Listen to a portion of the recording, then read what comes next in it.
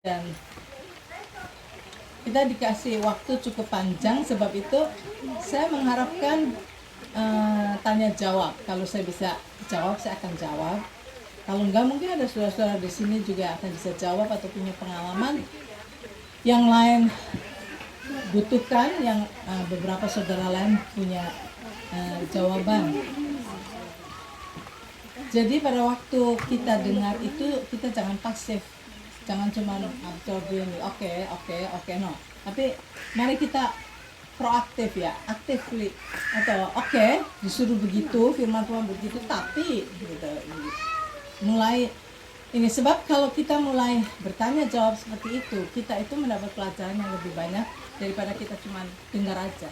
Kalau kita dengar ya kita bisa catat, memang bagus, tapi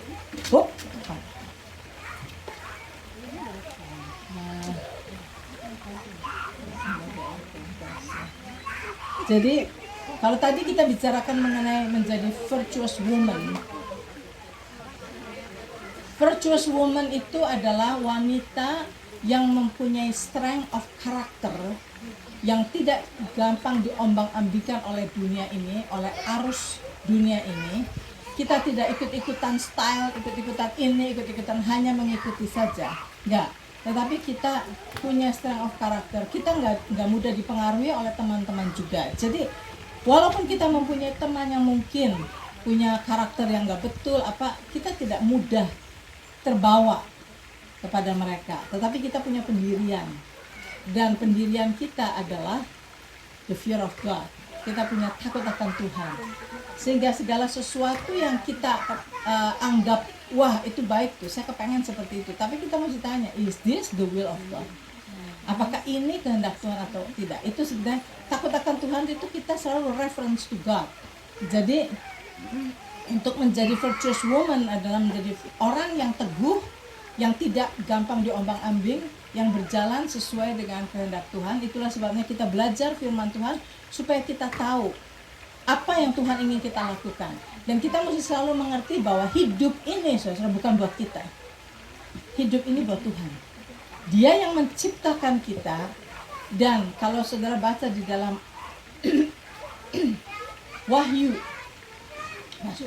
pasal 4, saya lupa ayatnya, dikatakan bahwa Dia menciptakan kita for His pleasure. For His pleasure. Jadi kita diciptakan untuk menyenangkan Tuhan. Nah, selama kita hidup ini hanya untuk menyenangkan diri kita sendiri, kita akan lost. Dan hidup kita tidak akan berarti. Tetapi kalau kita mengerti bahwa hidup saya ini buat Tuhan, maka kita selalu memikirkan, is this God's will? Is this menyenangkan hati Tuhan? Selalu tanya itu. Di dalam tiap langkah kita. Mula-mula kita pada waktu melihat big visi yang kita mau. Tapi makin lama kita sampai kepada hal yang kecil-kecil, kehidupan sehari-hari. Apakah ini berkenan di hadapan Tuhan? Kita mesti mengundang the presence of the Holy Spirit di dalam rumah kita. Sehingga pada saat kita bentak, jerit atau kita rasa kita punya tamu yang gak kelihatan, yaitu kehadiran Tuhan di dalam kita. Di dalam rumah kita ada Tuhan yang membuat kita itu hati-hati di dalam perbuatan kita, tingkah laku kita, karena Tuhan is watching and ada bersama-sama dengan kita. Nah, kesadaran akan the presence of God itu penting sekali. Nah, sekarang saya akan lanjutkan sesi yang kedua ini mengenai untuk kita bisa menjadi a virtuous woman, yaitu woman yang tidak akan tergoncangkannya, akan punya destination yang tepat, yang benar di dalam pimpinan Tuhan, berpegang pada Tuhan di dalam kita berjalan. Tapi kita mesti mengerti bahwa ada kelemahan di dalam wanita. Kelemahannya besar sekali. Yaitu kelemahan kita itu di dalam emosi kita. Emosi kita ini gampang sekali dipermainkan, up and down. Lain dengan laki-laki. Misalnya saja kita dengar, kita digosipkan oleh orang. Dengar nggak? Si Anu bilang kamu tuh begini, kamunya begini. Nah, kata-kata yang jelek mengenai kita. Langsung kita akan, saya nggak seperti itu. Why saya ini? Yang maksud kita langsung udah kesel. Kenapa dia bisa berkata begitu? Apa sih yang ada dalam hati dia? Kenapa sih dia menghakimi saya? Nah.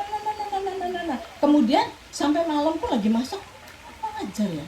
Siapa mau jelek-jelekan saya di depan orang? Nanti mau tidur nggak bisa tidur. Karena itu mestinya saya hadapi dia. Saya mau datang aja.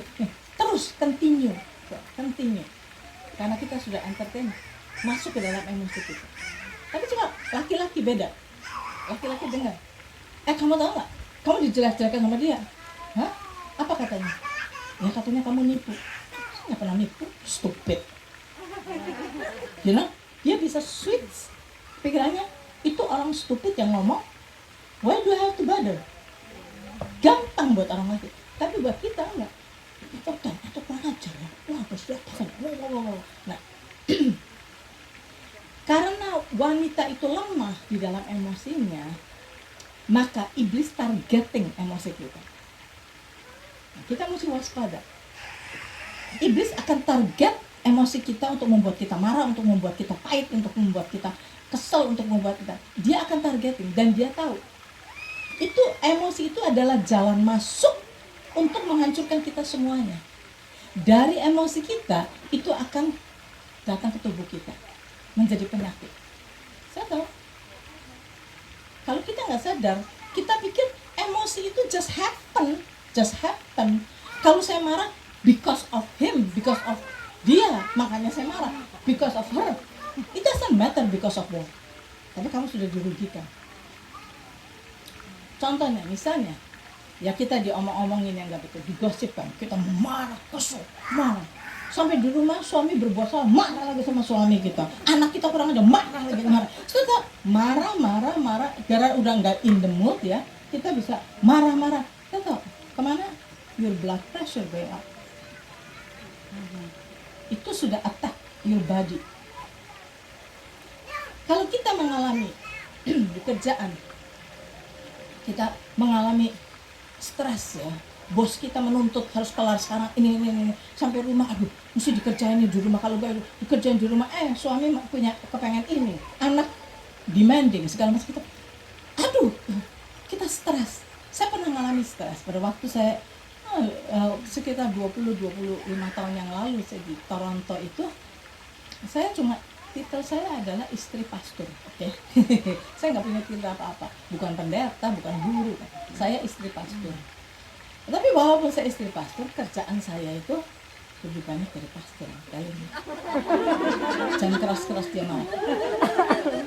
Saya ini boleh dibilang saya mesti mimpin bebas di hari Rabu, saya mesti mimpin bebas di hari Jumat, saya mesti bikin buat radio hari Sabtu, saya mesti khotbah hari Minggu, nggak selalu hari Minggu, nggak selalu tiap minggu, saya mesti khotbah. Kalau seminggu saya mesti nyiapin 4 khotbah. Saudara tahu nyiapin khotbah itu nggak cuma 2 jam 4 jam enggak sih, berhari-hari. Nah, sekarang kalau setiap minggu saya mesti gitu. Nah, saya nggak tahu bahwa itu stressful. Nah, waktu itu juga saya masih belum seperti sekarang ini. Sekarang saya sudah bisa relaks, saya sudah bisa bersandar pada Tuhan. Dulu itu saya masih belajar. Kadang masih belajar tuh saya rasanya beban tuh saya mesti baca, saya mesti ini, saya mesti banyak sekali rasanya. Nah, tanpa saya sadari, kalau saya duduk sedang nyiapin itu, ini tangan nih otomatis, nggak ada yang nyuruh, nggak ada apa, pejatin ini tuh. Di sini rasanya sakit, tapi saya nggak sadar bahwa ini sakit. Cuma tangan saya langsung pejat-pejat ini. Yang tahu pasti dia bilang, kenapa sih kamu? Kenapa di sininya kenapa? Gitu. Barusan saya sadar, oh ya, iya saya pejat, sakit, sakit.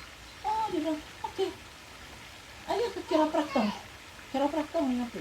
Ya udah, kita pergi ke kiropraktor. Orang saya nggak tahu, nowhere. Akhirnya kita sampai ke kiropraktor. Terus kiropraktornya bilang, oke, can you sit there? Dia duduk di depan saya duduk di situ, terus dia bilang, oke, tell me the problem. Terus saya bilang, ya saya seringkali, kata Pak Sujo, dia tuh kan suka baca. Nah, kalau udah baca sininya suka gitu-gitu, dia tuh kesakitan gitu. Kiropraktornya ngeliatin saya gitu. Terus ya Pak Sujo cerita gini, dia ngeliatin terus dia bukannya ini kan badan tubuh saya, bukannya di apa-apa, dia bilang, do you know your problem?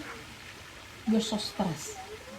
Kamu banyak menanggung, kamu banyak sekali pekerjaan. Saya nggak tahu kerjaan kamu apa. Kamu saya nggak tahu kerjaan kamu, tapi kamu itu stres sekali.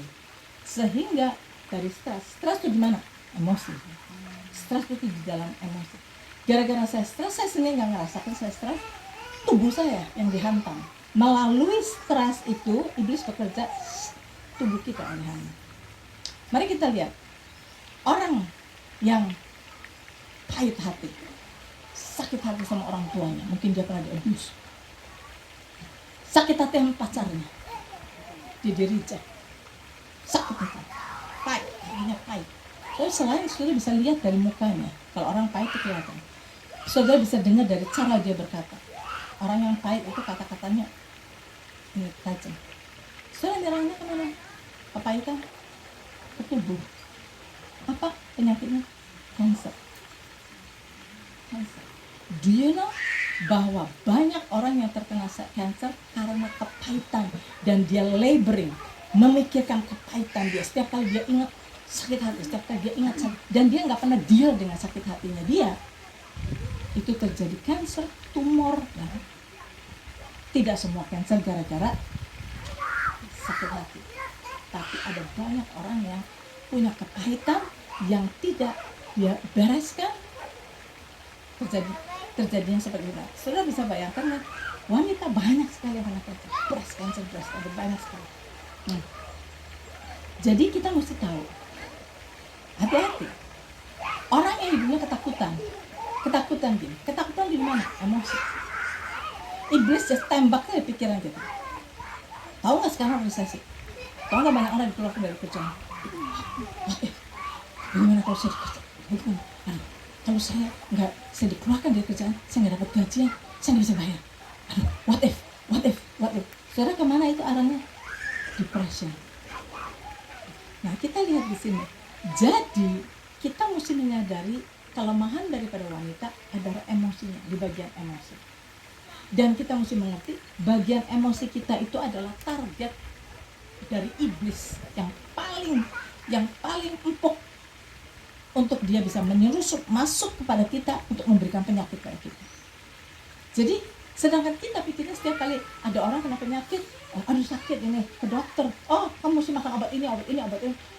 Oke, makan obat. Dan dia pikir obat yang akan menyembuhkan dia. Cek. Di dalam emosi kita, apakah kita ini laboring sesuatu yang tidak seharusnya kita lima? Nah, sebab itu, jadi kita harus mengetahui, kita sebagai wanita, karena kelemahan kita di dalam emosi, kita harus belajar untuk mengendalikan emosi kita. Kita mesti belajar untuk take control of our emotion. Jangan sampai emosi kita itu diumbar gitu. Habis suami saya gitu, mangkel saya. Ini gimana itu? Emosi. Dan kita blame suami kita blame ini. No, you are the blame. Kita nggak bisa merubah orang. Orang mau jungkir balik seperti itu, kita nggak bisa merubah orang. Itu sih gosipin saya, bagaimana saya nggak sakit hati? Masa saya digosipin kemana-mana ke sini? Kamu nggak bisa kontrol apa yang dia mau ngomong. Nggak bisa. Sebab itu kita mesti kontrol diri kita sendiri. Nah, ini kita mesti belajar untuk mengontrol diri kita sendiri. Nah, sekarang pertanyaannya, bagaimana caranya untuk mengontrol emosi kita? Ya kan? Untuk kita bisa mengendalikan emosi kita, mengontrol emosi kita, kita harus mengontrol pikiran kita, our mind. Sebab segala perkataan orang, semuanya itu lewat kepala dulu, lewat mind kita dulu. Kalau ada orang berbicara ini, suami kita berbicara itu, suami kita menceritakan, semua tuh masuk ke otak kita dulu. Begitu masuk ke otak dan kita entertain, langsung. Nah, kita mengerti kan, kita ini adalah spiritual being. Ada lingkaran yang pertama di tengah itu spirit kita. Kita ini spiritual being yang mempunyai jiwa, lingkaran kedua jiwa, yang tinggal di dalam tubuh. Tubuh itu cuma kemah, tenda seperti ini. Tubuh itu tenda, tapi kita kan pikir tenda kita itu luar biasa. Udah pakai yang bagus. Ini tendanya itu diurusin sekali, tapi kita lupa yang gak kelihatan.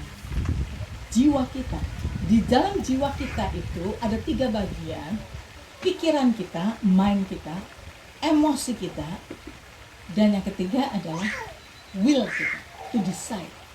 Nah, jadi segala yang terjadi pada diri kita mula-mula masuk ke dalam pikiran kita. Itu pintunya, pintu untuk masuk ke dalam emosi kita. Nah, kalau kita smart enough untuk memilih mana yang kita perbolehkan masuk, mana yang kita usir. Nah, itu kita mesti belajar, melatih diri kita. Misalnya seperti saya sebagai istri pastor, saya tahu kalau pastor istrinya itu ada di depan, orang itu banyak cari salahnya, kalau nggak suka sedikit sama kita jadi cari salahnya, macam-macam. But then, nanti kita pergi kemana, orang itu macam-macam menghakimi kita. Terus kita bisa dengar, gosip-gosip itu kita bisa dengar. Nah sekarang, kita tidak bisa mengontrol mulutnya orang. Kita selalu mesti pikir, kita nggak bisa mengontrol mulutnya orang. Orang itu bisa dipakai sama iblis dan dia mau dipakai sama iblis, let it be, itu urusannya dia. Tetapi bagiannya kita adalah apa yang kita mau tangkap, kita masukkan, kita renungkan, atau kita mau buang. Decision kita. Decision kita. Kalau kita mau entertain itu, saudara-saudara, maka itu kita meditate, renungkan, kesel, macam-macam udah masuk ke emosi kita, masuk ke hati kita. Masuk ke hati kita. Nah, disitulah inventory. Apa yang masuk dari sini sampai ke sini. Masuk kebencian, masuk kepahitan, masuk semua.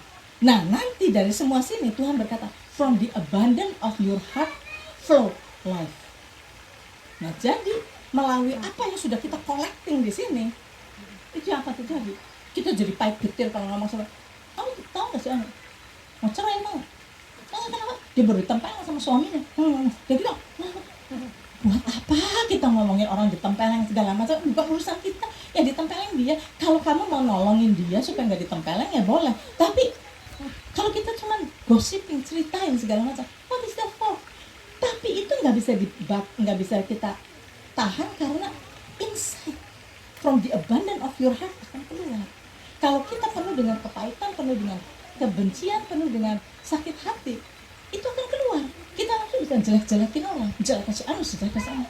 Jadi gini, kita mesti ngelihat. Satu kali saya mungkin pernah cerita sama saudara-saudara yang dekat. Saya pernah di Toronto, ini kejadian sekali lagi 25 tahun yang lalu. Saya sama Pak Sujo sedang pergi di Toronto jalan, kemudian kita itu melewati satu toko kepunyaan orang Indonesia. Nah, itu yang punya itu tante udah tua. Nah, dia nggak di gereja kita, tapi kita kenal. Nah, pada waktu kita bilang, tante itu udah lama kita nggak lihat ya. Gimana ya? Dia sehat enggak? Dia apa? Kita berhenti ya sebentar, say hi. Oke, kita berhenti sebentar. Kita berhenti, parking, kita masuk. Tante apa kabar? Gitu, kita terus mau tahu gitu ada dia. Oh baik, gini sudah. Udah ngobrol sebentar, sudah kan kita pulang, udah say hi, udah tahu keadaan dia baik, kita pulang. Seminggu kemudian ada orang yang jemaat kita yang dekat sekali sama kita, dia bilang, Ciana baru ke sana ya, baru ke tokonya tante ibu. Iya, gimana kamu bisa tahu sih, itu tempatnya juga jauh, kamu apa lihat saya? Enggak. Waktu tante ke sana, itu ada saudara saya kerja di situ, dia baru datang dari Indonesia. Dan dia ngeliat kan tante sama Pak Sujo ke sana. Terus saat dia waktu ngobrol-ngobrol, terus kalian pulang, anak itu tanya sama tante itu tuh siapa? Ya anak itu kan baru kan.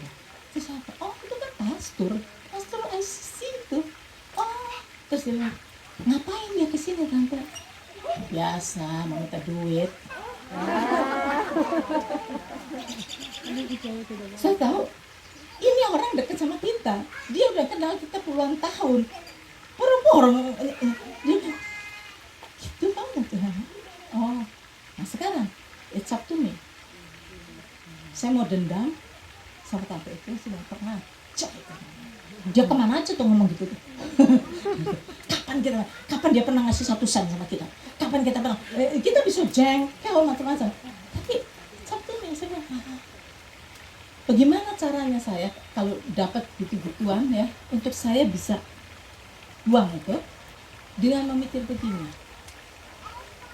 Tuhan Yesus berkata, Tuhan aja, guru kita, yang tidak bersalah sama sekali, yang datang ke dunia ini buat mati untuk kita, difitnah, diomong-omongkan yang gak benar. Kalau Tuhan aja digitukan, marah-marah. Tuhan gak marah. Tuhan malah waktu dipantat di kayu salib, dia bilang, forgive them because they don't know what they're doing. Nah, saya bilang, Tuhan, saya mau punya pikiran yang seperti itu. They don't know what they're doing. Mereka nggak ngerti bahwa apa yang mereka katakan itu sebagai racun, merusak reputasi orang. Dia nggak punya pengertian itu. Udah, itu aja sudah ada judgment buat dia. Dia sudah membuka dirinya untuk iblis bisa mempunyai landasan untuk bekerja di dalam dia. Dia udah membuka dirinya begitu. Saya bilang, Tuhan aja digituin, Lord. Saya bilang, kalau Tuhan menderita seperti itu, cuma digituin sih. Belum dibilang saya ngebunuh orang kan, cuma dibilang saya minta duit. Nah, jadi saya selalu comparing diri saya. Kalau saya sudah difitnah, dijelek-jelekan, saya bilang, oke Tuhan sendiri begituin saya. This is nothing. I forgive them. Saya bilang, I forgive that person. Nah, Tuhan, saya akan tetap melayani engkau. Saya tidak akan mundur gara-gara semua perkataan itu. Jadi kita mesti punya jalan keluar di dalam menghadapi ini semua. Nah, jadi kita mesti tahu emosi itu mesti dikendalikan. Nah, sekarang kita harus pelajari dari mana pikiran yang menghantam emosi kita itu datangnya. Nah, kita mesti mengerti bahwa pada waktu pikiran itu datang, baik omongan orang atau apa segala, yang negatif yang mau menghancurkan kita itu pasti datangnya dari musuh kita, yaitu iblis. Ya. Nggak mungkin dari Tuhan. Nah, jadi kita mesti lihat, ambil suatu garis dulu. Yang jelek semua dari iblis. Iblis akan pakai setiap orang yang mau dipakai oleh iblis. Jadi kalau orang yang berbicara, kita bilang, dia sudah mau dipakai iblis, ya sudah, itu haknya dia mau dipakai iblis. Sedangkan semua yang membangun kita datangnya dari Tuhan, gitu ya. Jadi kita mesti ngelihat itu. Kita mesti mengadakan inventory di dalam diri kita. Ada kecacat di dalam emosi kita itu yang sudah berpuluh-puluh tahun ada di dalam diri kita. Mungkin karena abuse yang terjadi pada masa kecil kita. Adakan inventory. Kalau kita dulu waktu kecil itu di-abuse, mungkin sama orang tua, mungkin sama guru, mungkin sama teman, mungkin sama uncle, whoever yang abuse kita, sampai kita menjadi sakit hati, sampai kita merasa minder, sampai kita punya self-pity attitude, itu semua ada di emosi. Sampai kita merasa, saya nggak bisa apa-apa. Jangan saya nggak bisa apa-apa. Itu semua adalah contoh-contoh daripada kita sudah menjadi korban. Nah, kalau kita merasa bahwa jangan saya nggak bisa, tanyakan dari mana perasaan itu? Dari mana? Saya ceritakan juga pada waktu saya kecil pernah papa saya cuma satu kali loh, dia berkata pada saya lagi jengkel. Ya cuma satu kali. Dia bukannya dia salah, saking lagi jengkel. Saya disuruh masang picture. Jadi saya suruh pegang picture itu di wall gitu, saya pegang, saya masih kecil. Suruh pegang, kemudian dia mau kasih tahu kurang ke kanan atau kurang ke kiri. Jadi saya suruh pegang. Nanti kalau udah dia akan pasang. Waktu saya pegang itu dia bilang, lebih ke barat. Barat kemana ya? Kesini atau kesini ya? Saya nggak tahu. Kalau ke kiri kanan saya ngerti, ke kiri saya ngerti. Barat. Saya jadi bilang, barat kemana saya gitu? Saya kira-kira aja. Benar sih. Dia ini. Nah pada waktu pertama saya nggak ngerti barat, saya mungkin salah nggak ngerti bilang, kamu itu bahasa Cirebon. Koplok tuh bodoh. Nah, karena saya sangat menghormati papa saya melihat perkataan dia itu benar-benar masuk ke dalam. sejak itu saya nggak tahu sampai saya besar, saya merasa diri saya bodoh. Saya bodoh. Saya merasa bodoh. Kalau ada apa-apa, oh jangan saya nggak bisa, saya nggak bisa. Hah? Bodoh. Saya bodoh. Cuma satu kali. Nah, saudara bisa bayangkan kalau orang yang berkali-kali sama orang tuanya diomong, nggak benar. Kamu gendut, kamu ini gitu ya, lo si gendut atau si apa gitu. Ada anak yang dipanggil sama papanya kan, monyet, monyet gitu. Selalu kalau dia nakal, dasar si monyet. Nah kita seringkali yang gitu-gituan sih oke lah, monyet sih lucu gitu. Tapi ada kata-kata yang sudah menggerogoti ke dalam diri kita, yang merusak emosi kita, yang membuat kita jadi takut, membuat kita tidak berani apa-apa, membuat kita mempunyai perasaan kita bodoh, membuat kita mempunyai rasa self pity. Nah, itu sudah menyerang kita. Dan kalau kita tidak bisa keluar dari situ, saudara, itu akan merugikan kita terus. Dan kita nggak akan bisa menjadi virtuous woman, bisa jalan dengan teguh, percaya. Destination saya dipimpin sama Tuhan, Tuhan pegang tangan saya bisa melalui semua kesulitan dalam hidup saya. Nah, kalau kita sudah cacat di dalam emosi kita karena masa lalu kita, maka kalau ada pikiran bahwa kita ini tidak berarti, kita ini rendah diri, kita ini, nah, coba perhatikan. Kadang-kadang nggak kerasa, tapi kita mesti jujur sama diri sendiri. Jadi adakan inventory akan apa yang sudah terjadi di dalam hidup kita, apa yang sudah tertanam di dalam hati kita. Jadi seringkali gini, ada orang yang pernah disakiti sama mamanya dan dia bilang, aduh saya waktu itu sakit hati sekali, kayaknya mama saya tuh nggak sayang sama saya, rasanya dia benci sama saya karena tingkah laku mamanya kepada dia. Saya bilang enggak lah, dia lagi kesel gitu. Enggak, dia nggak peduli. Nah sejak itu dia bilang, saya sakit hati sekali sama mama saya. Terus saya bilang, oke, kamu mesti diinikan sebenarnya dilepas. Enggak, tapi saya ngerti kok. Mama saya ngerti kok, mama saya cuma kesel aja, saya ngerti. Saya bukan perkara kamu ngerti mama kamu apa, tapi pada saat kamu disakiti, kamu tuh sakit hati. Nah, itu perlu pemberesan. Kalau tidak dibereskan, itu akan makin menggerogoti di dalam diri kita. Kemudian, kita harus mengadakan pemulihan di dalam self image kita.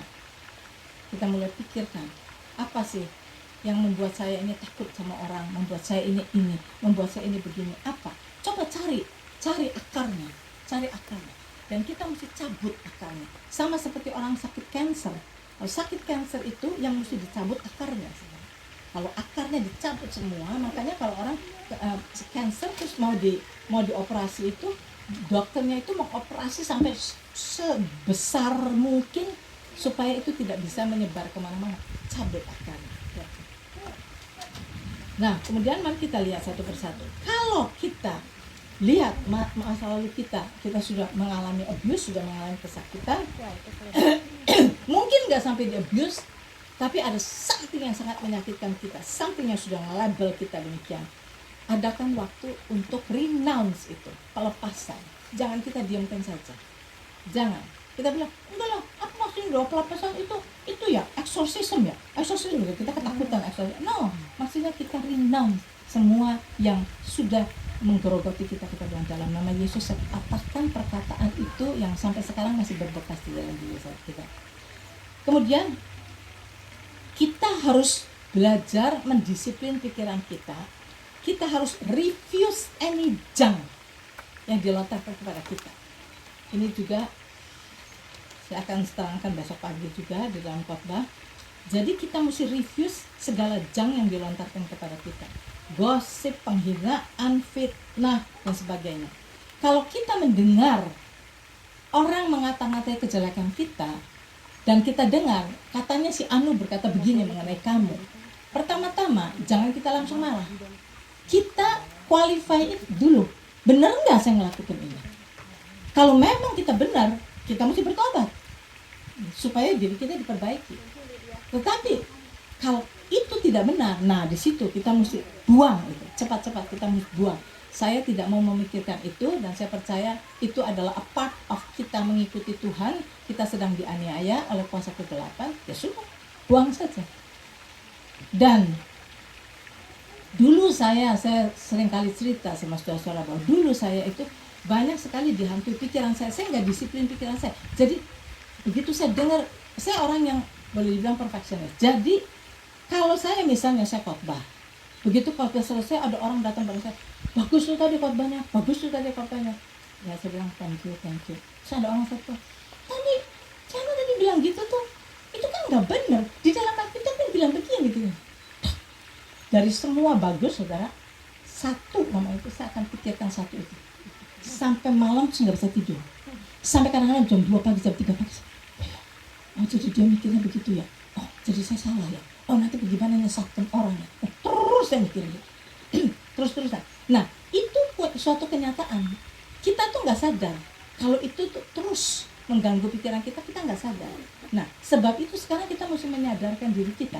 Sampai saya bilang sama banyak orang, sudah kasih kesaksian bahwa saya ini sampai kalau pergi ke gereja hari Minggu apa orang bilang, saya nggak sakit ya? Enggak, kok gitu sini ada line hitam gitu.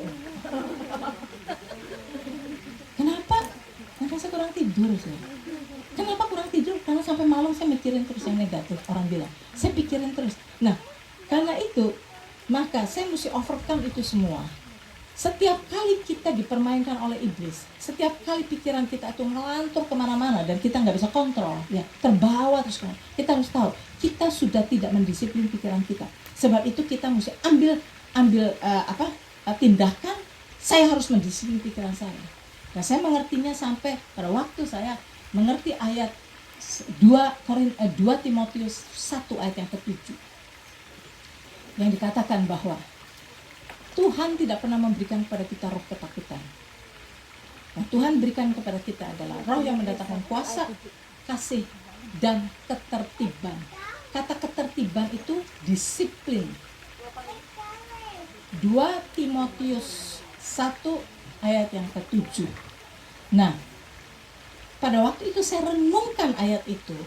Tuhan berkata bahwa Tuhan tidak memberikan kepada kita roh ketakutan. Yang membuat saya nggak bisa tidur itu sebenarnya the bottom line, saya takut.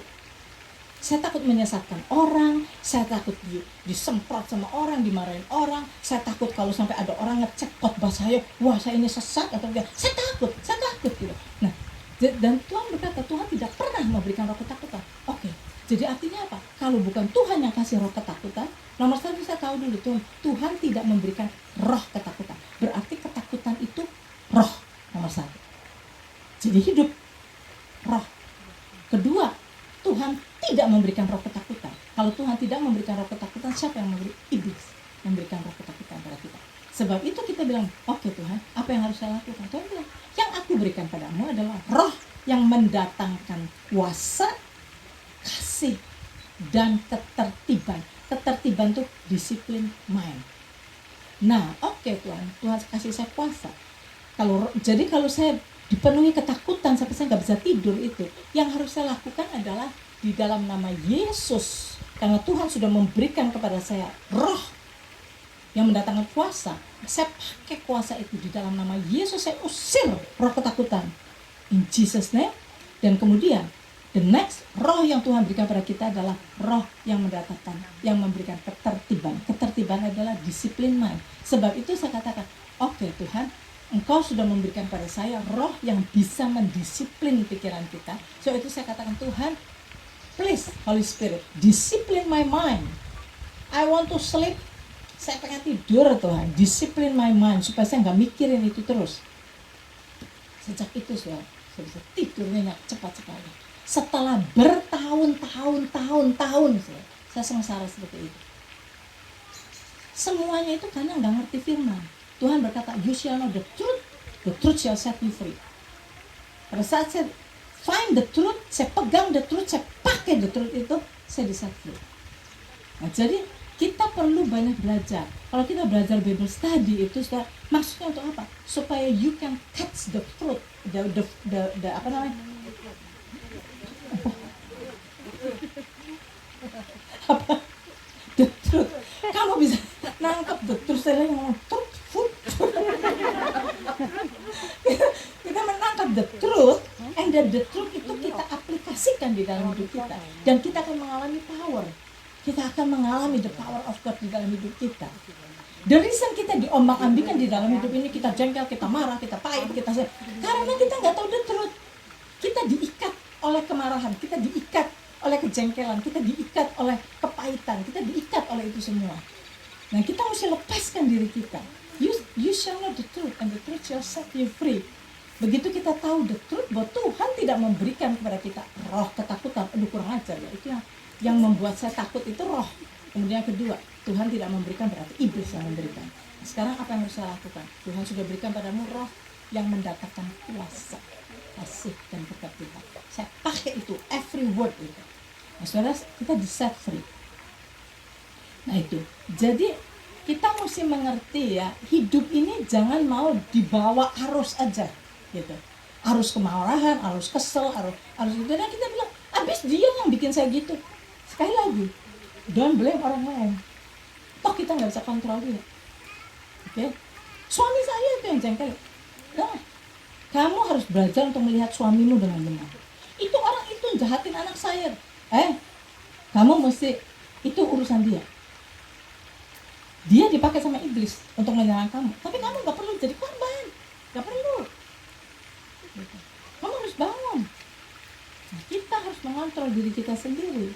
Tuhan berkata, kalau kita gak bisa, ayatnya itu bilang apa?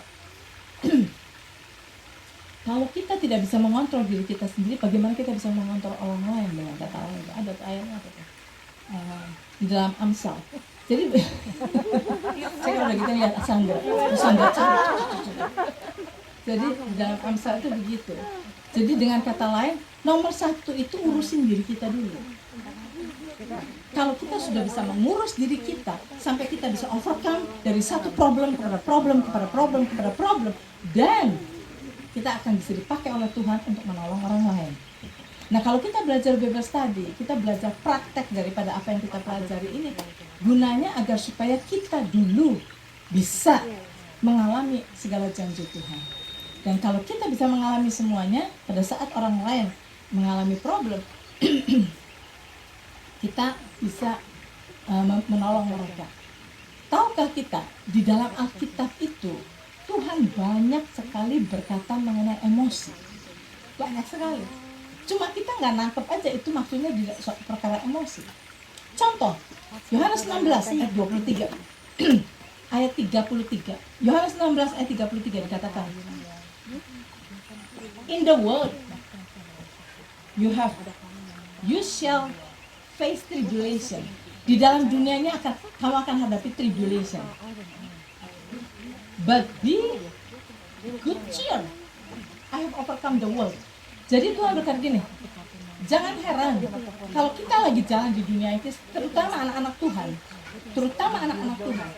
pada waktu kita berjalan di dalam dunia ini, melakukan yang benar, kita harus tahu ada banyak tribulation, akan ada banyak serangan, karena musuh kita itu nggak akan tinggal diam. Jadi iblis itu akan nyerang kita terus. There's a lot of tribulation, but kata Tuhan, be of good cheer, bersukacitalah. Gimana? Emosi. Bersukacita itu dalam emosi. Kita mesti in control akan emosi kita. Saya mau tetap bersukacita karena Tuhan sudah overcome the world. Ini semua pekerjaan iblis ini sudah dikalahkan oleh iblis, sudah dikalahkan oleh Tuhan. Sebab itu saya mau berjalan bersama dengan Tuhan. Saya tidak mau dikalahkan oleh segala kejahatan orang. Saya mau jalan terus.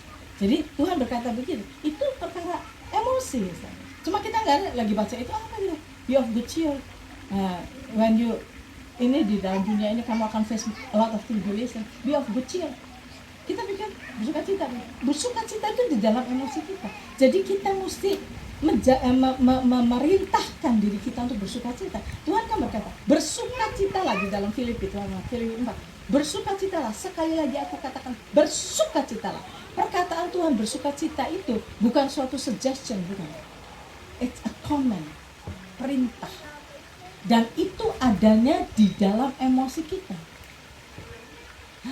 Pada waktu Tuhan Yesus mau disalib, sehari sebelumnya Tuhan Yesus ditangkap untuk dianiaya sampai nanti sebentar lagi dipaku di kayu salib. Dalam Yohanes 14 ayat yang ke-1, Tuhan berkata begini, let not your heart be troubled. Dia berkata pada murid-muridnya, let not your heart be troubled. Apa itu hati yang trouble itu? Yaitu emosi orang-orang itu. Tuhan tahu sebentar lagi pada waktu Tuhan Yesus ditangkap, pada waktu Tuhan Yesus dianiaya. Can you imagine bagaimana emosi daripada murid-muridnya? Bagaimana trouble-nya mereka? Aduh, kok saya pikir dia menjadi raja kita. Loh, kok sekarang gini? Oh, saya pikir dia anak Allah. Nah, akan terjadi turmoil di dalam emosi mereka. Dan Tuhan sudah warning sebelumnya. Let not your heart be troubled. Jaga emosi kamu. Jaga di dalam emosi kamu. Jangan sampai kamu dikalahkan oleh apa yang akan kamu lihat. Jangan sampai kamu remuk. Jangan sampai kamu hancur. Jangan sampai kamu takutan. Tuhan lagi ini. Jangan gelisah hatimu. Tuhan lagi berkata, jangan gelisah hatimu. Nah, jadi dengan kata Tuhan, sekarang kalau Tuhan suruh murid-muridnya nggak boleh gelisah. You put di dalam posisi murid-murid Yesus. Bagaimana mungkin nggak gelisah? Pada saat dia melihat gurunya ditangkap, dicambuki 39 kali, sampai babak belur, sampai seperti orang bleeding kemana-mana. How can kamu nggak gelisah? Tapi Tuhan perintahkan, jangan gelisah. Dan kita mesti mengerti, kalau Tuhan mengatakan sesuatu, memerintahkan sesuatu pada kita, berarti kita punya kemampuan untuk melakukannya. Tuhan itu adil. Tuhan tidak pernah menyuruh kita untuk melakukan sesuatu yang kita tidak mungkin bisa lakukan. Enggak. Kalau Tuhan menyuruh kita untuk melakukan sesuatu yang kita tidak mungkin bisa lakukan, dia enggak adil. Tuhan kita adil. Nah, sebab itu, bagaimana caranya untuk enggak gelisah pada saat itu? Disitulah kita mesti belajar. Kalau kita tahu bahwa dia beserta dengan kita, kalau kita tahu bahwa Tuhan yang memberikan pada kita kekuatan, kalau kita tahu Tuhan akan memberikan pada kita untuk bisa melihat dari mata Tuhan, dan kita akan bisa overcome semuanya itu. Jadi di sini kita harus in control akan emosi kita. Kita harus melihat inventory daripada latar belakang kita, ya, mesti melihat ke belakang. Karena seringkali kita nggak sadar kenapa kita jadi seperti ini, kenapa kita penakut, kenapa kita minder, kenapa kita nggak tahu sebabnya. Kalau kita nggak pernah look to the back, apa starting point-nya yang membuat kita begitu? Saya ingat, saya juga selain merasa saya bodoh, nah saya sekarang kalau saya ingat ke belakang, oh that is the point. Satu kali papa saya ngomong gitu, bukannya karena papa saya jahat, dia lagi jengkel, dan saya nggak ngerti barat timur, berarti.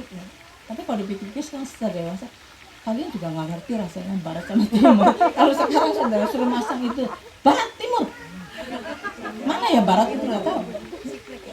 Kalau saya sudah bisa berpikir begitu pada waktu saya kecil, saya bisa overcome itu.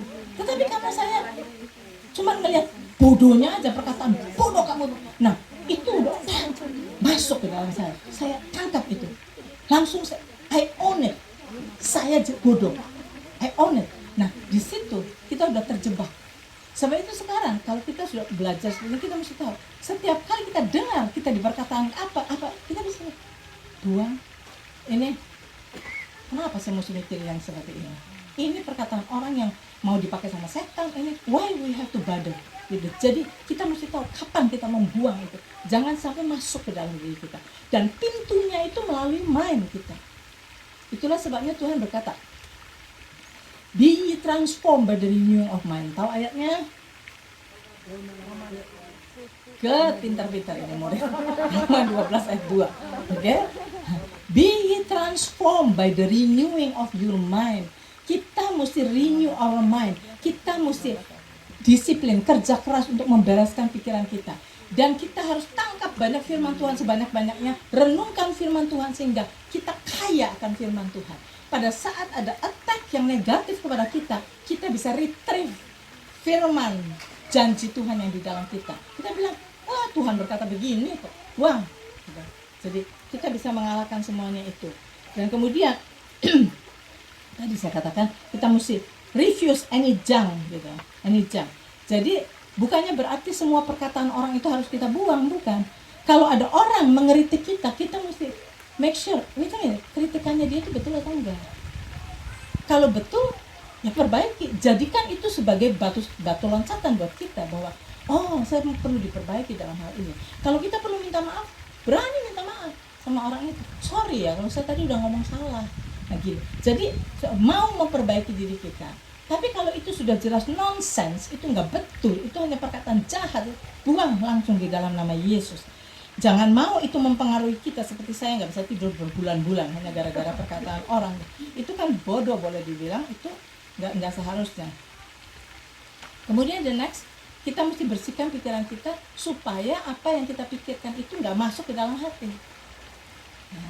Dan kita mesti make sure, jaga hati kita supaya hati kita hanya dipenuhi oleh the promises of God. Cuma janji-janji Tuhan itu yang kita renungkan sampai masuk ke dalam hati kita. Karena Tuhan berkata di dalam Proverb pasal yang 4 ayat yang ke-20 sampai dengan 23, Tuhan berkata begini bahwa firman Tuhan itu adalah kehidupan bagi mereka yang menangkapnya. Saudara, jangan saudara berpikir karena saudara ke gereja dengerin khotbah, saudara sudah nangkap. Dan tentu ada banyak firman Tuhan yang diajarkan masuk keluar, lewat. Karena apa? Pada waktu kita terima, benar ke pendeta itu benar ya, bagus ya si pendeta ini ngasih ilustrasinya bagus, bagus. Tapi begitu keluar dari gereja, mau makan di mana? Makan di mana? Sushi? Oke, sushi. Mau kemana? Habis ini mau apa? Mau shopping? Oke, shopping. Udah, lupa, itu semua udah hilang semua. Di dalam waktu berapa jam sudah hilang semua. Sebab itu, pada waktu kita mendengar firman Tuhan, tangkap saudara. Tangkap apa yang saudara perlu tangkap, yang saudara, this is new for me, this is good for me. Tangkap. Begitu saudara tangkap, jangan cuma diingat sini aja, bisa hilang. Tulis. Spoil. Sampai rumah kita baca lagi, kita renungkan lagi. Tuhan berkata firman Tuhan itu adalah kehidupan bagi orang yang mendapatkannya, menangkapnya, yang menangkap gitu. Kayak ini ada barang lewat, kita tangkap. Karena barang itu yang lewat itu bisa lewat juga. Kalau kita nggak punya inisiatif untuk tangkap, sebab itu kita mesti actively tangkap itu. Dan bukan cuma kehidupan bagi orang yang menangkapnya saja, dan kesembuhan bagi seluruh tubuh mereka. Saudara mungkin pada saat ini itu perkataan itu oke, karena saudara sehat pun semua. Coba saat saudara sakit, you will know betapa pentingnya perkataan ini. Firman Tuhan itu kesembuhan bagi seluruh tubuh kita, seperti medisin. Sebab itu jangan kita sia-siakan firman Tuhan. Jangan kita anggap enteng firman Tuhan. Saya ingat sekali kejadian pada waktu Derek Prince. Itu dia yang mengalami sakit kulit di Sudan. Dia orang England, dikirim perang, dan dia ada di Sudan. Karena panas teriknya di sana itu sampai kulitnya ini dirusak seperti eksima, tapi worse than eksima. Waduh, dia sakit sekali sampai dibawa ke dokter, dibawa ke hospital. Dia tinggal di hospital lama, enggak sembuh-sembuh, dikasih obat apa tidak sembuh-sembuh. Sampai dia baca firman Tuhan, Amsal pasal 4 ayat 20 sampai 23. Tuhan berkata bahwa firman Tuhan itu adalah medicine yang menyembuhkan seluruh tubuhmu. Dia bilang, wow, ini medicine ya. Jadi dia mulai mikir sedikit, kalau saya dikasih obat sama dokter, saya disuruh makan pagi, siang, sore, pagi, siang, sore. Saya nggak tahu isinya apa, tak makan pagi, siang, sore, pagi, siang, sore. Nah sekarang ini firman Tuhan dari Tuhan loh. Nah, kalau kita renungkan, ini dari Tuhan dan ini obat buat saya. Sebab itu dia bilang, saya bakal makan obat ini pagi, siang, sore, pagi, siang, sore. Nah saudara, dia stop obat dia. Saya nggak suggestkan ini, tetapi yang dia lakukan itu, dia dapat conviction dari Tuhan. Stop obat kamu semua, obat yang dari dokter dia stop, dia cuma makan firman Tuhan pagi, siang, sore, pagi, siang, sore. Dalam berapa bulan? Dia sudah setahun lebih nggak sembuh-sembuh, saya pakai obat semua. Dalam 3 bulan sembuh semuanya total. Ini adalah bukti benar bahwa firman Tuhan itu medicine. Nah, kalau saudara nggak mau sampai mengalami sakit, makan firman Tuhan. Even sebelum sakit, to prevent penyakit bisa masuk ke dalam tubuh kita. Kita jaga jadi kita sehat terus. Jadi Semakin kita membaca firman Tuhan, merenungkan firman Tuhan, semakin hati kita diperkaya. Itu yang Tuhan katakan. Saya kemarin kasih tuh ayatnya gimana Sandra? Gimana Sandra? Yang Tuhan bilang, let the word of God dwell richly. Poin gitu aja pasti dapat. Let the word of God dwell richly di dalam kamu. Penuhi hati kita dengan firman Tuhan. Dan itu akan prevent kita dari penyakit. Kalau sampai iblis masih nyerang dengan penyakit, pakai firman Tuhan. Colossians 3. Tuh, dapatkan ayatnya benar kan? Saya adakan. Saya nggak ngarang sendiri.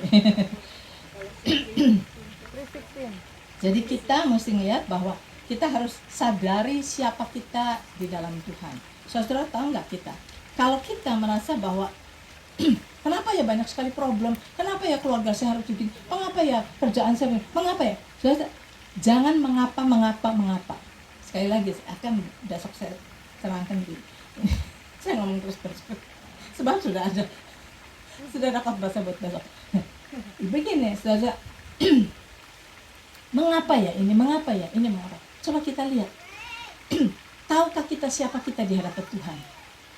Kadang-kadang yang membuat kita ini merasa, apa ya, itu orang kayaknya enak, hidupnya lempeng gitu. Saya kok kayak gini. Nah, kenapa ya dia tuh, lihat berhasil kaya raya. Kenapa saya kayak gini? Kenapa? Nah, saudara, do you know bahwa Tuhan itu Bapa kita? Arti Bapa adalah the provider untuk segala. Coba kalau kalian punya papa yang baik loh ya, saya nggak mau bilang papa yang jahat, papa yang baik. Apapun kebutuhan kita, kalau kita sakit pasti dikasih obat, kalau kita nggak punya duit pasti dikasih duit, kalau kita lapar pasti dikasih makan. That is karakteristik daripada Bapa. Nah, kita mesti tahu bahwa kita nggak perlu ngiri. Kenapa ya dia lempeng hidupnya? Kenapa ya dia kaya? Nah, kalau kita jangan lihat ini, lihat Bapa kita. He is our provider. Sebab itu kita berkata, terima kasih Tuhan, saya ini rumahnya masih ngeren Tuhan, tapi saya percaya You are my Father. Sebab itu kita start declaring apa yang Tuhan sudah sediakan buat kita, dan kita akan mengalami itu. Contoh rumah saya ini, saudara, kita nggak pernah punya uang untuk down payment aja, nggak punya. The reason saya bisa punya rumah ini kenapa? Karena saya pakai firman Tuhan. Startnya cuma dari firman Tuhan. Nah, Tuhan berkata di dalam hati saya, Tuhan akan berikan rumah pada saya, akan beri rumah. Nah, karena perkataan beri itu yang membuat saya, saya nggak punya uang, nggak apa-apa dikasih, gitu kan? Saya kasih contoh, Maureen bilang, nanti tak kasih pisang goreng ya. Si ininya ramanya pintar bikin pisang goreng. Nanti tak kasih pisang goreng. Seneng. Sebelum even Maureen bawa pisang goreng, thank you Maureen. Why saya bilang thank you? I trust her. Dia nggak bohong. Pasti ketemu lagi dia bawa pisang goreng buat saya. Nah, I trust her. Nah, kita mesti sama Tuhan itu gitu. Tuhan bilang, I shall provide all of your needs. Nah, pada waktu satu hari saya ini jalan, sorry bagi orang yang udah dengar, saya udah cerita berkali-kali. Pada waktu satu hari saya naik mobil sama Pak Surjo lewat, enggak tuh BMW atau apa, car dealer, Tuhan bicara sama saya. Tuhan mau provok saya gitu, karena saya nggak pernah mikir di rumah, nggak pernah mikir sama sekali. Saya pikir sebagai hamba Tuhan saya akan miskin seumur hidup. Saya sudah kasih tahu anak saya, kamu isi nggak apa-apa, papa mama jadi pendeta, kamu bakal makan super mie, nggak apa-apa, anak-anak bilang. Saya udah konotasi di cara berpikir saya itu begitu. Nah, pada waktu Tuhan bicara ini, kira-kira itu CEO daripada company itu punya rumah, ya punya lah. Dikasih rumah nggak? Kasih. Dikasih mobil nggak? Kasih. Itu Tuhan ngomong sama saya gitu. Dia nanya, saya jawab. Terus dia bilang, kamu kerjanya apa? Semuanya. Oh, bosnya saya tuh raja di atas segala raja. Bosnya saya tuh raja di atas segala raja. Bukan yang cuma owner Rolls Royce atau apa. Saya bilang, jadi apa artinya Tuhan? Tuhan nggak ngomong apa-apa lagi. Jadi apa artinya Tuhan? Apakah Tuhan mau kasih rumah sama saya? Nah, dari situ saya tahu sama seperti orang yang di seperti kolam Bethesda. Itu 38 tahun nongkrong di situ, nggak sembuh-sembuh kan. Nah pada waktu Tuhan Yesus datang, maukah engkau sembuh? Langsung dia bisa bayangin, ini pertanyaan apa? Saya 38 nongkrong di sini, anaknya pengen sembuh nggak gitu kan? Kenapa mesti ditanya? Sebetulnya itu bukan pertanyaan apa. Tuhan lagi provok imannya. Do you still believe kamu akan sembuh? Saya itu nggak pernah mikir rumah. Saya nggak pernah mikir beli rumah, ngumpulin uang buat rumah. Saya pikir nggak sampai berapa, sampai saya mati juga nggak bakal uangnya terkumpul untuk beli rumah. Saya nggak mikir. Jadi saya nggak mikir. Dan papanya Pak Sujo juga tinggal di sebelahnya gereja. Itu apa pastori, pastori itu. Dan dikasih sama gereja, dipinjemin aja. Sampai dia meninggal dia nggak pernah punya rumah. Jadi dia kan pendeta. Papanya Pak Sujo kan pendeta. Jadi saya pikir kita pendeta juga bakal begitu. Itu cuma contoh yang saya. Nah, jadi pada waktu Tuhan datang itu, Tuhan mau kasih rumah sama saya. Nah, pada waktu itu saya bilang, kalau ini perkataan Tuhan, show me in the Bible. Kalau nggak ada di Bible, bukan Tuhan yang ngomongnya, mungkin saya sendiri ngarang-ngarang. Saya lihat di Bible, ada saudara. Believe it or not. Tuhan kasih tunjuk masalah. Di dalam Deuteronomi pasal yang ke-6, Tuhan bilang begini. Tuhan berkata kepada umat Israel, ya, aku akan membawa engkau memasuki tanah.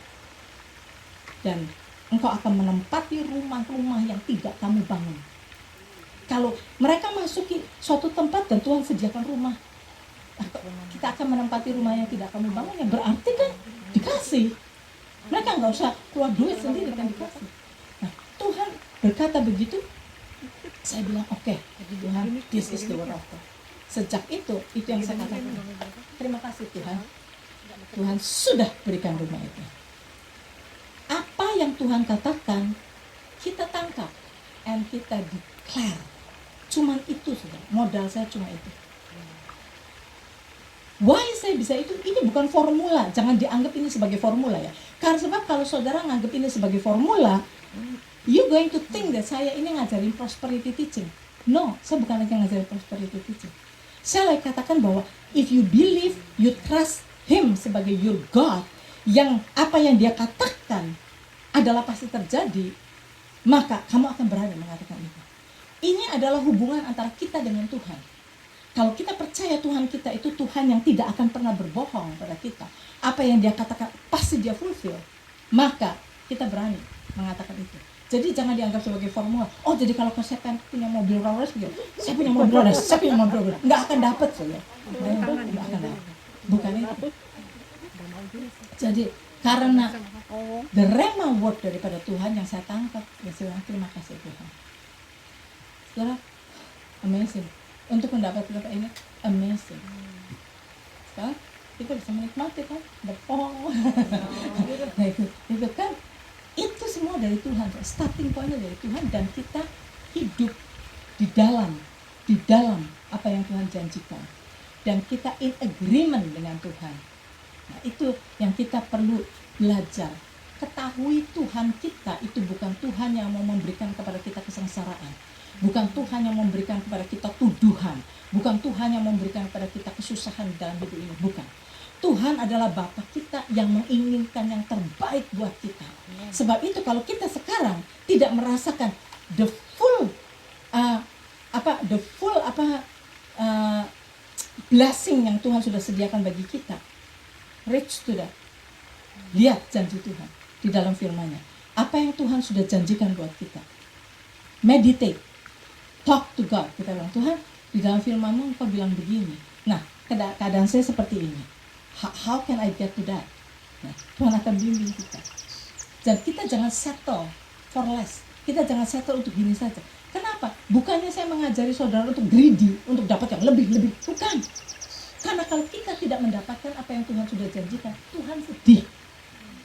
Tuhan sedih. Tuhan sudah sediakan, Tuhan sudah ciptakan semuanya buat siapa? Ya buat anak-anaknya, bukan buat orang jahat. Kenapa orang jahat kok bisa hidupnya enak? Dan anak-anak Tuhan kok miskin-miskin? Nah, kita mesti melihat, apakah kita sudah sampai full to the promises yang Tuhan sudah berikan pada kita? Nah, kalau kita belum, reach to it. Dan kita berkata, Tuhan, saya tahu ada banyak yang Tuhan sediakan buat saya. Just lead me, untuk saya bisa berjalan di sana. Kita mesti mendapatkan segala yang Tuhan sudah sediakan buat kita. Itu akan menyenangkan Tuhan. Itu kan? Saya bisa masak hari ini, saudara. Kalau saudara nggak mau makan masakan saya, saya sedih. Bungkus. Sudah pasti. Ada banyak wingko. Bawa pulang. Bawa pulang. Itu akan membahagiakan saya. Karena saya merasa bahwa apa jeripayah saya buat kalian semua, kalian hargai, gitu kan? The same thing dengan Tuhan. Jadi jangan kita tuh, saya bukan pendeta. Tuhan nggak pilih kasih, cuma pendeta yang diberkati. No, semua Tuhan sama. Semua adalah anaknya. So itu, nah kita mesti ngelihat dari sekali lagi. Saya akan teruskan besok pagi mengenai ini. Promosi online. Nggak ada waktunya sekarang, satu khotbah sendiri, jadi nggak ada waktunya. Tapi saya mau beritahukan kepada saudara